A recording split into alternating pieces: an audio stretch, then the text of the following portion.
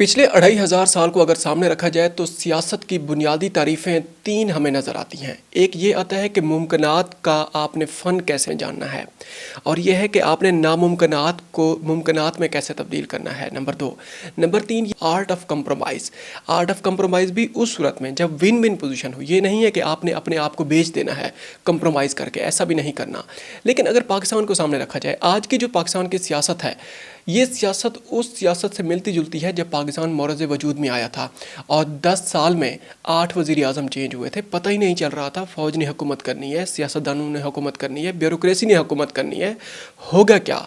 लेकिन इसके साथ ही हमारे जो इंडियन जो काउंटर पार्ट्स थे, उन्होंने सियासी लेगेसी बिल्ड की, वो आज तक उसका फल काट रहे हैं। पाकिस्तान में ऐसा क्यों हुआ है? क्योंकि नामुमकिनात को मुमकिनात में तब्दील करने का जो फ़न है वो बहुत कम लोगों में हमने देखा है। चले एक सवाल हम आपके सामने रखते हैं। नवाज़ शरीफ जब भी हुकूमत में आता है उसकी एस्टेब्लिशमेंट के साथ लड़ाई हो जाती है, फ़ौज के साथ, एस्टेब्लिशमेंट के साथ, जर्नैलों के साथ। ये तीन अल्फाज इस्तेमाल किए जाते हैं। ये ऐसी कौन सी उसके पास गिदड़ सिंगी है कि हर लड़ाई के बाद दोबारा वो इक़्तिदार में आ जाते हैं, दोबारा वो खुद वज़ीर आज़म बन जाता है, बेटी वज़ीर आला बन जाती है, या फिर उसका भाई वज़ीर आज़म बन जाता है, मतलब दोबारा वही ख़ानदान इक़्तिदार में आ जाता है। ये कौन सी उनके पास गिदड़ सिंगी है? ऐसी कौन सी गिदड़ सिंगी है कि वो जरदारी, आसिफ अली जरदारी, जनाब आसिफ अली जरदारी साहब 2015 में फ़ौज को जनाब वो ललकार के कहते थे, तुम्हारी ईंट से ईंट बजा के रख देंगे, तुम 3 साल के लिए आते हो, हम बार बार आएंगे, हम 5 साल के लिए भी आते हैं, बाद में भी हम आएंगे, तुम 3 साल के लिए आते हो, तुम रिटायर्ड भी हो जाएगी। बेसिकली उन्होंने उस वक्त के जो आर्मी चीफ थे जनरल रहील शरीफ साहब, उनको उन्होंने धमकी दी थी मुबैना तौर पर, और बाद में उसकी सफाइयाँ भी पेश की गई थी। जो कमर जमान कायरा साहब हैं या पाकिस्तान पीपल्स पार्टी की वो जो एक जो सीनियर लाट है, उन्होंने कहा था कि नहीं उनका लुबे लुबाब ये नहीं था, उन्हें फ़ौज को कोई धमकी नहीं थी। खैर, समझने वाले समझ गए थे। अच्छा, ये दोबारा वो इक़्तिदार में भी आ गए, वो आज सदर भी बने बैठे हैं, वो आज पीपल्स पार्टी ऐसी वो जो पार्टी बन चुकी है कि वो जनाब उनके बगैर मरकज़ की हुकूमत भी कायम नहीं हो सकती। चलें, मरकज़ को छोड़ें, सिंध के अंदर भी दोबारा वो हुकूमत बना के बैठे हुए हैं। अब अगर art of compromise, art of मुमकिन, जो एक पॉसिबिलिटीज़ हैं, जो नामुमकिनात को मुमकिनात में तब्दील करने का जो फ़न है, कुछ देर पहले जो हमने एक बुनियादी जो तारीफ़ें सियासत की हमने आपके सामने रखी हैं, उसकी अमली शक्ल ये है। अब आते हैं पाकिस्तान तहरीक इंसाफ की तरफ।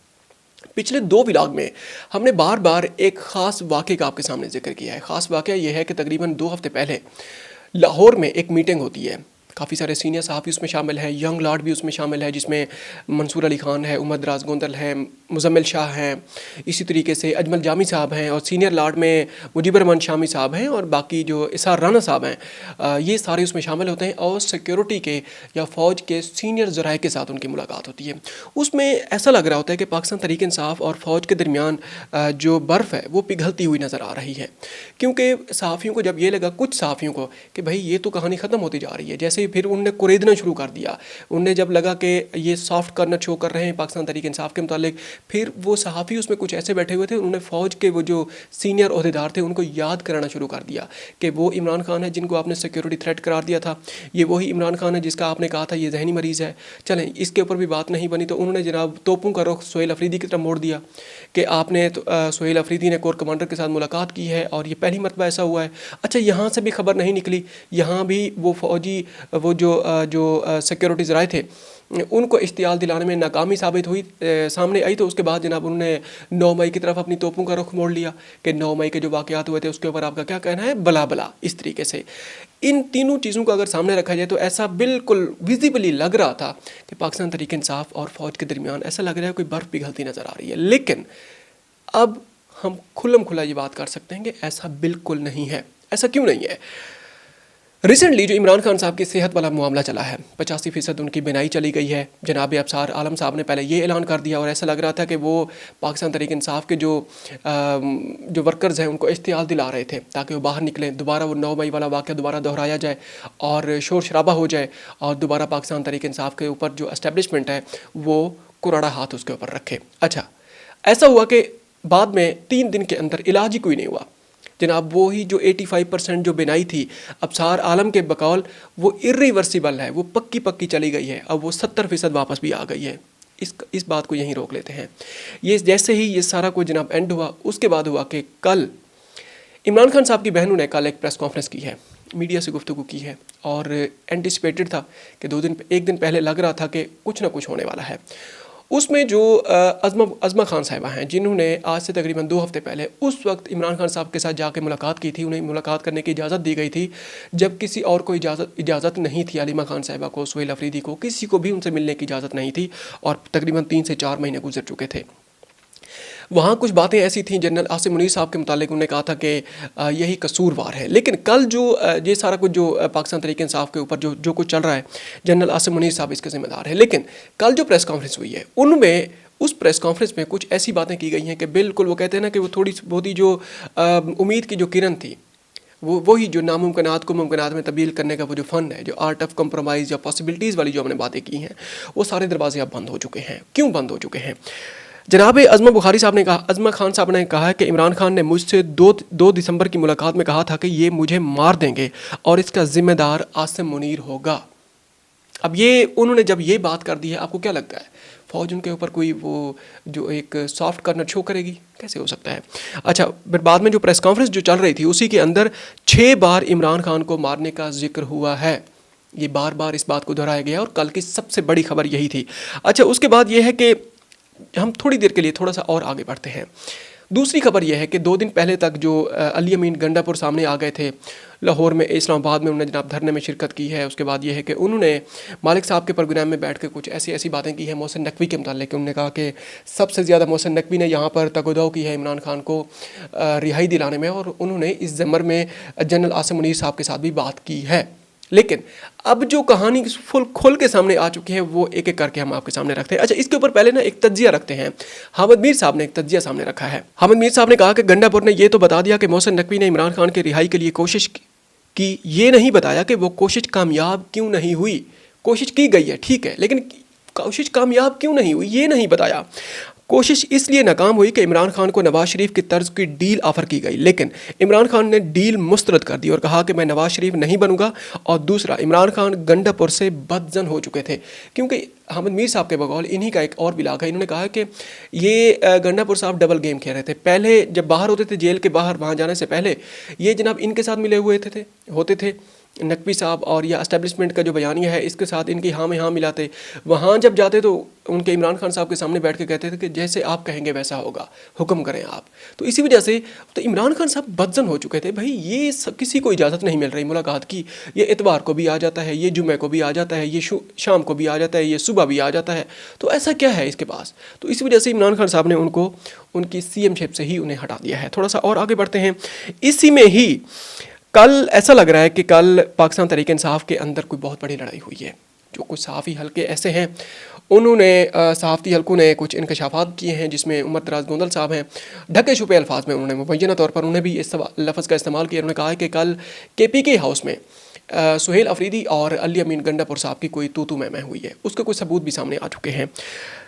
سلمان اکرم راجہ صاحب جناب سامنے آئے، انہوں نے کہا کہ علی امین گنڈا پور نے جو بیان دیا اس پر کارروائی ہوگی محسن نقوی کے متعلق۔